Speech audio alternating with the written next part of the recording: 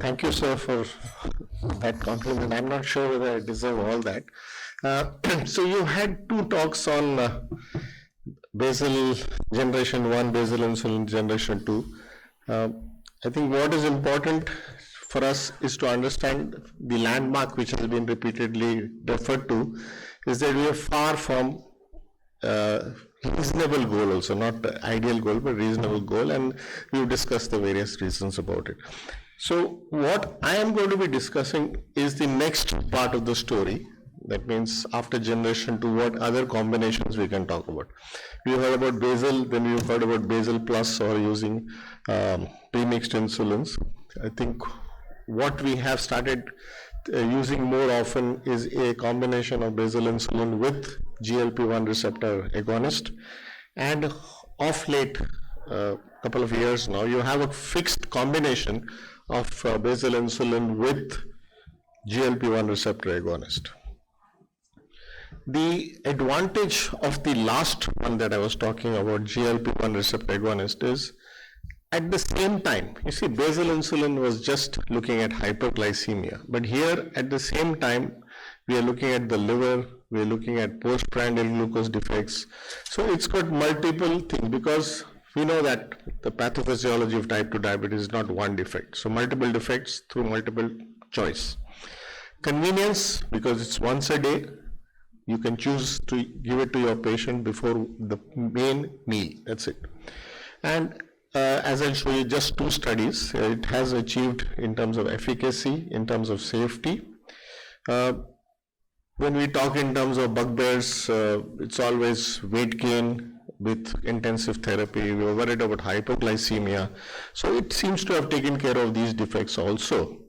And as was, I think, in one of the earlier sessions, Supratik was talking, more poor control, that means more complications. And the other way is better control means less complications. So this is what I was trying to show you, that fasting hyperglycemia can be controlled with the basal insulin, and the postprandial excursions can be taken care of with GLP-1 receptor agonist. And the octet or the dirty dozen or the sweet 16, whatever defects that we keep talking about, except for the kidney part, that means the glycosuria part, everything else it can be nearly taken care by this combination of basal insulin and GLP-1 receptor agonist. Global guidelines, whether we're looking at ADA, we're looking at ACE, we're looking at the RSSDI guidelines from our own country, have been stressing on the fact that hyperglycemia needs to be controlled fast. So there's no idea of taking one oral drug, two oral drug, then three oral drug, and then give me 3 more months so that I behave myself. We need to go aggressive, and the legacy studies, the memories effects from necessity have convinced us. We don't have any doubt that you need to work fast so that time is on our side and patients improve. The second part of my talk would be on the evidence that we have with the glargine-lixisenatide combination. Please don't get scared about so many studies, because whenever there's a new combination coming in, they have to go through the sponsor has to go through these phase 3 studies. I'm going to refer to only 2 studies, the SOLI-D, that's the solid, and the SOLI-mix. These are the 2 studies which I'm going to be referring to. Anyone else needs more details, we'll be happy to share it with you later on. So this SOLI-D trial basically is a comparison between glargine-lixisenatide versus a single IDAS. These are not 2 shots, but 1 shot. Middle-aged diabetics, 7 to 8 years duration, metformin, and other OADs, but not controlled. A1C around 8.5%, and body mass index average about 25 kilograms per meter square. And it's most of these studies are 24 to 26 weeks, so I don't want to repeat it. And what has been seen is that even if this patient was on SGLT2 inhibitors earlier, they took an A1C between 7.5 to less than 11. And if it was non-SGLT2 inhibitors, then it was 7 to less than 10, a little lower. And patients were equally divided between glargine-lixisenatide once daily, 291 patients, and IDAGASP once daily. And this was an open label, not a double blind thing. It's an open label study for 24 weeks. The idea was to show non-inferiority of iGlarLixi to iGlarAsp. There are 4 or 5 result slides that I want to show you. As is obvious here, the A1C reduction with iGlarLixi versus iGlarAsp better, again, because you're looking at the basal and the postprandial control. The body weight, we know traditionally with insulin tends to go up, with improving control tends to go up, but with the iGlarLixi combination, a small but significant weight loss was noticed. And at the same time, so these patients had been titrated in a way that the fasting went below 100. So at the end of the study, the amount of insulin that was being used in the iGlarLixi group was less than the iGlarAsp. In terms of those who achieved the A1C of 7, it was 72% versus 60%, the overall group. But when we looked at patients who did not have body weight gain at the end of 24 weeks, it was about 40.5 versus 21.3%. So again, at this point, so it's not that the A1C was being reduced, but the patients reaching target was better with the glargine-lixisenide group. The next thing after weight is, I said, hypoglycemia. Any hypoglycemia, level 1 hypoglycemia, nocturnal hypoglycemia, all were less with the glargine-lixisenide group. So the summary from this study, solid study, superior A1C reduction, superior body weight reduction, more patients achieved composite endpoints, lower risk of hypoglycemia, and no unexpected safety signals that we should worry about. So all in all the boxes are being ticked, and it becomes a good option of starting injectable therapy on patients who are not controlled on oral antidiabetics. The next study, which is the Solimix study, looks at comparing glargine-lixisenide versus the BiAsp 30. Glargine-lixisenide was given once a day with the main meal, whereas with BiAsp 30 premix analog, that was given twice a day with the meals. And again, average duration of diabetes over 12 years, not controlled on metformin and various antidiabetics, A1C average about 8.7% and a BMI average of about 28 kilograms per meter square. So these were patients who were diabetic for at least 1 year, and they were then divided, randomized 1:1 between the two groups, glargine-lixisenide, 443 patients, and BiAsp 30 twice daily, 444 patients, and followed up for 26 weeks. The dose was titrated again to get the fasting below 100. And as you can see, out of 887, 182, that means nearly 20% of the patients were from India. Similar pattern emerges again in terms of A1C reduction, a small but significant difference.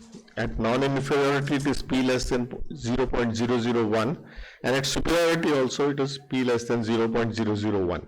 So for sure, if you are comparing the use of glargine-lixisenide versus iGlarAsp twice a day, the A1C reduction was significant. In terms of the weight change also, the similar pattern persists, small weight reduction versus a weight gain with iGlarAsp. Similarly, if you take the whole group and patients which were achieving A1C below 7%, it was 42% versus 32%. And in terms of patients who were not putting on weight and still reaching target, the difference was between 15 and 12% in the two groups.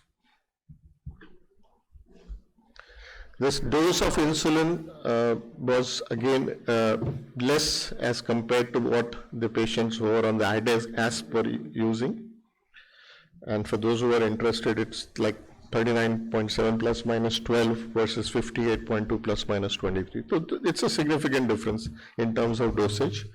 A similar pattern in terms of risk of hypoglycemia also, which was less anytime hypoglycemia, type 1 hypoglycemia, nocturnal hypoglycemia, and type 2, level 2 means where the patient needs assistance from other people, was also less with the glargine lixisenatide. So summarizing this part of the study, better glycemic control, weight did not go up with glargine lixisenatide, the hypoglycemic events were less, 1 versus 2 injections, so obviously the injections were also less, and in terms of safety there were no signals in either of the groups. So it is efficacious, simpler and well tolerated. The last part of my talk is on the pen itself, and it comes as a disposable pen. It's called the 1040 pen. It contains 100 units of glargine per ml and 50 micrograms per ml, and it's a 3 ml pens. The ratio of glargine to lixisenatide is 2:1, and what we normally would do is, we start with, if it's a drug naive patient, we start with 10 units or 10 doses it's called. So effectively it becomes 10 units of glargine and 5 microgram of lixisenatide. In terms of patients who are already on therapy with some other insulin, or you want to start with a little higher dose, we generally start with 20 units, that means 20 units of glargine and 10 microgram of lixisenatide. And the increase that is, as I'll show you in the next slide, is between 2 and 4 units. That means if your fasting is still above 100 but less than 140, you go +2. And if it's gone below 80, it's -2. So this +2 and -2 is a very safe way of modifying your dose, because then the patient himself can be sort of empowered to make these changes instead of reporting to you every time and waiting for you to respond. As I've already mentioned, it's injected once a day, and we try to choose the main meal so that the lixisenatide can take care of the postprandial hyperglycemia. We should try to keep it at the same meal, but if for some reason that meal gets missed out, you go to the next meal. In terms of special populations, safe in elderly, renal impairment until severe impairment, that means stage 4, you can use it. Hepatic, again, you can use it into the mild and moderate cases. Pregnancy, obviously, it's not been tested, so you not think about prescribing it in pregnancy. So to summarize, we have a option besides just basal insulin, which is in terms of efficacy, convenience, safety. I'm not discussing cost, but it is reasonably priced. It addresses multiple pathophysiological defects at the same time, and hence gets patients to target early and easy. So the combination of glargine lixisenatide has been shown to be safe and efficacious in phase 3 studies. There are just 2 statements which you can look at this, and I'm going to make on my own.